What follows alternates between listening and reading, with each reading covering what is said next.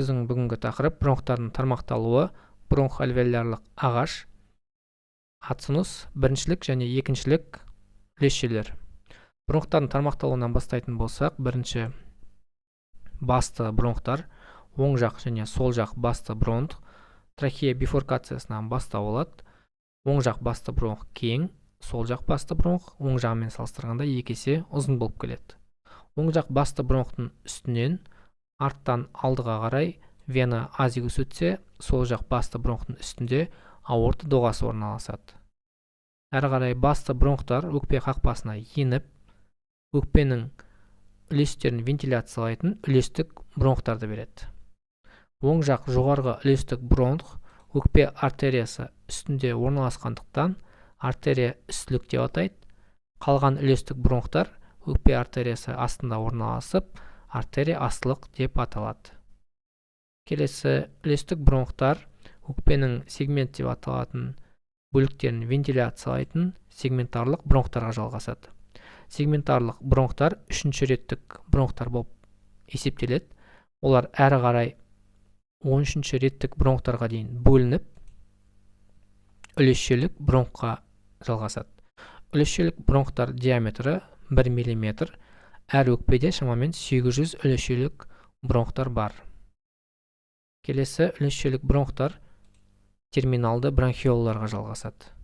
Терминалды бронхиолалардың ерекшелігі олардың қабырғасында шеміршек және без болмайды, диаметрі 0,3 мм-ді құрайды. Олар бірінші реттік және екінші реттік болып бөлінеді. Басты бронхтардан бастап, осы терминалды бронхиолаларға дейінгі аралықты бронх ағашы деп атаймыз. Оның негізгі қызметі ауа өткізу болып табылады. Әрі қарай үлкейтіп қарайтын болсақ, әр терминалды бронхиолы 2 респираторлы бронхиолаларды береді. Респиратор бронхиолалардың ерекшелігі қабырғасында альвеола деп аталатын көпіршіктер болады.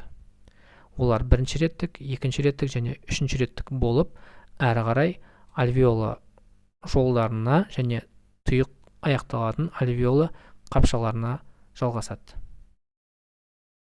Бұлардың да қабырғасы альвеолалардан тұрады және олардың қабырғасын капилляр торлары қаптап, солардың қабырғасы арқылы тыныс алу процесі, газ алмасу процесі жүріп жатады.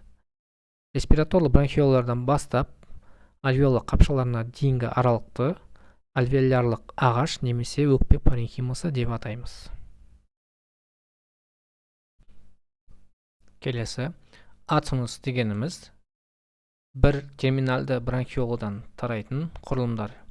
Оның құрамына респираторлы бронхиолалар, альвеола жолдары және альвеола қапшалары кіреді. Келесі, біріншілік үлесше дегеніміз бір респираторлы бронхиоладан дистальды орналасқан құрылымдар, яғни альвеола жолдары және альвеола қапшалары. Бір ацинуста шамамен 16 біріншілік үлесше болады. Келесі, екіншілік үлесше. Екіншілік үлесше дәнекер тінмен шектелген өкпенің ең кіші құрылымдық бірлігі болып табылады. Ол негізгі 3 компоненттен тұрады. Біріншісі үлесше аралық қабырға, орысша междольковая перегородка. Оның құрамында дәнекер тін, лимфа тамырлар және вена болады. Екінші компонент үлесше түбірі. Оның құрамына үлесшелік бронхиола және үлесше ішілік артерия кіреді. Үшінші компонент үлесше паренхимасы. Оның құрамына альвеолалар, капиллярлар, альвеолалардың қаңқасын құрайтын коллаген талшықтары кіреді. Назарларыңызға рахмет.